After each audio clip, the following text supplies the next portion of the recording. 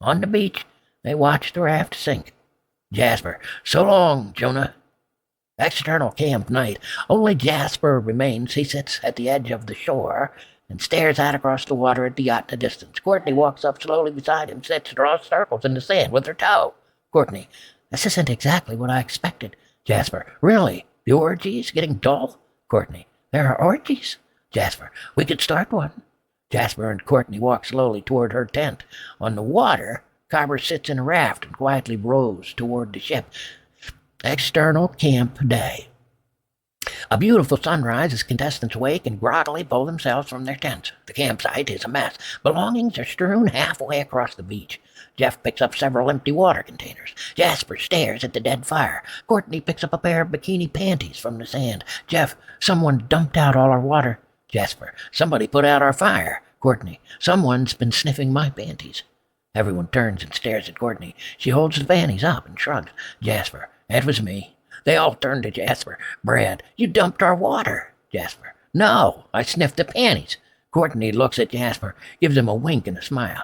Cobber stands a dozen paces away. Next to him, Alan films. Cobber to Alan, bet somebody gives up soon. Alan, you dumped our water? Cobber, no. Alan, the panties? Cobber, it's part of phase 2, dude. Wait for it. Jasper looks around the beach, spots a huge footprint in the sand. He stoops down to check it out. Jasper, guys, I think we had some company. Everyone runs over and stares at the 6-toed footprint almost 2 feet long. The girls gasp and look around. Cobber has a hard time hiding his smile. Cobber, some kind of Bigfoot.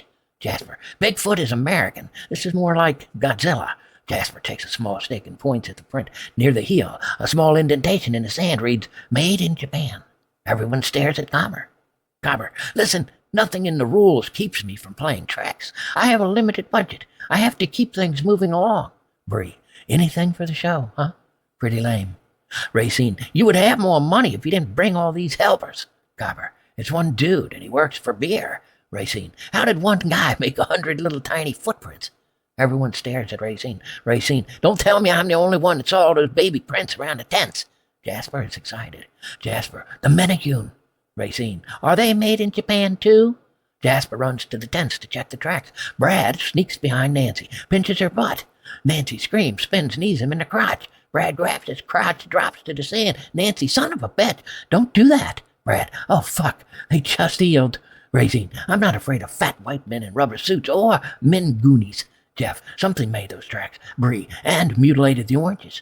Racine to Cobber threateningly, I'll be last to leave, and you better save...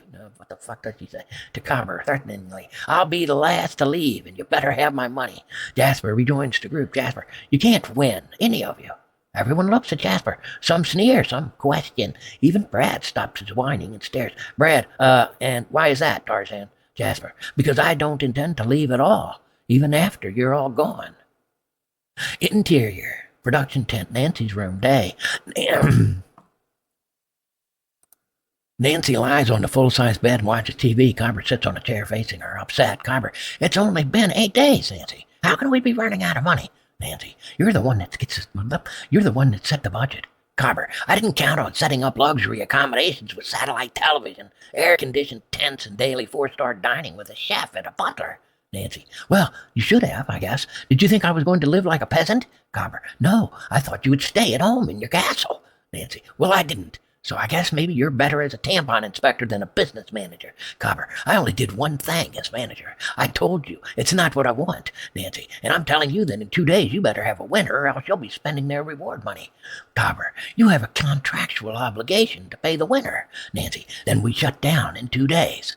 Cobber gets up and turns off the TV. He stares at Nancy. Cobber, if I didn't finish this, my film career is over. Wait, he didn't say that right. Cobber, say it again. If I don't finish this, my film career is over. Nancy, you don't have a film career to lose. Cobber, I have another plan. I'll shut down this tent and stay until the last contestant quits, even if it means living like a contestant myself. Cobber storms out of the tent. External camp day. Dark clouds move in across the ocean toward the shore. A net has been stretched out on the beach, and Bree and Jeff play volleyball against Racine and Courtney. High in a tree above, Jasper's tent